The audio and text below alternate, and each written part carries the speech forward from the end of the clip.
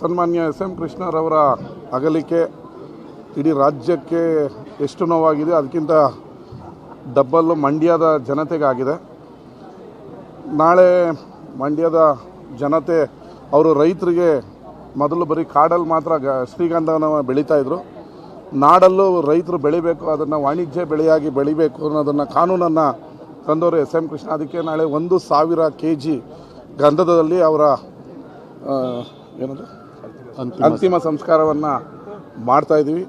ಮತ್ತು ಮಂಡ್ಯದಲ್ಲಿ 100 ಬೆಡ್ಡಿನ ಹೆರಿಗೆ ಆಸ್ಪತ್ರೆ ನಿರ್ಮಾಣ ಆಗ್ತಾಯಿದೆ. ಇನ್ನು ಶೀಘ್ರದಲ್ಲೇ ಅದನ್ನು ಉದ್ಘಾಟನೆ ಮಾಡ್ತೀವಿ. ಅದಕ್ಕೆ ಎಸ್ ಎಂ ಕೃಷ್ಣವರವರ ಬಿ ಹೊಸೂರು, ಮಂಡ್ಯದಿಂದ 8 ಕಿಲೋಮೀಟ್ರ್ ಬಿ ಹೊಸೂರು ಕಾಲೋನಿಯಲ್ಲಿ 100 ಬೆಡ್ಡಿನ ಹೆರಿಗೆ ಆಸ್ಪತ್ರೆಯನ್ನು ಕಟ್ತಾಯಿದ್ದೀವಿ. ಅದಕ್ಕೆ ಎಸ್ ಎಂ ಕೃಷ್ಣವರವರ ಹೆಸರನ್ನು ಇಡಬೇಕು ಅಂತ ಸರ್ಕಾರದ ಹತ್ರ ಮನವಿ ಮಾಡ್ತಾಯಿದ್ದೀನಿ. ಈಗ ಆಲ್ರೆಡಿ ಮುಖ್ಯಮಂತ್ರಿಗಳ ಗಮನಕ್ಕೂ ತಂದಿದ್ದೀನಿ, ಉಪಮುಖ್ಯಮಂತ್ರಿಗಳ ಗಮನಕ್ಕೂ ತಂದಿದ್ದಾರೆ. ಅವರು ಓಕೆ ಅಂತ ಹೇಳಿದ್ದಾರೆ.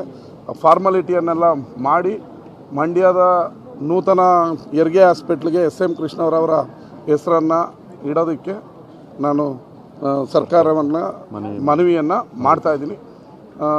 ಮತ್ತು ಮೊದಲು 99ರಲ್ಲಿ Bengaluru road, Mysuru road single road ಇದ್ದಿದ್ದನ್ನು ಡಬ್ಬಲ್ ರೋಡನ್ನು ಮಾಡಿ ಭಾಳಷ್ಟು ಅನುಕೂಲಕರವಾದ ಕೆಲಸಗಳನ್ನು ಮಂಡ್ಯದಲ್ಲಿ ಅವರು ಮಾಡಿರೋದ್ರಿಂದ ಮಂಡ್ಯದ ಒಂದು ಪಾರ್ಕಿಗೆ ಅವರ ಹೆಸರನ್ನು ಕೂಡ ಇಡೋದಕ್ಕೆ ಮುಂದಿನ ನಗರಸಭೆ ಸಾಮಾನ್ಯ ಸಭೆಯಲ್ಲಿ ನಾನು ನಿರ್ಧಾರವನ್ನು ಕೈಗೊಳ್ತೀನಿ. ಧನ್ಯವಾದಗಳು.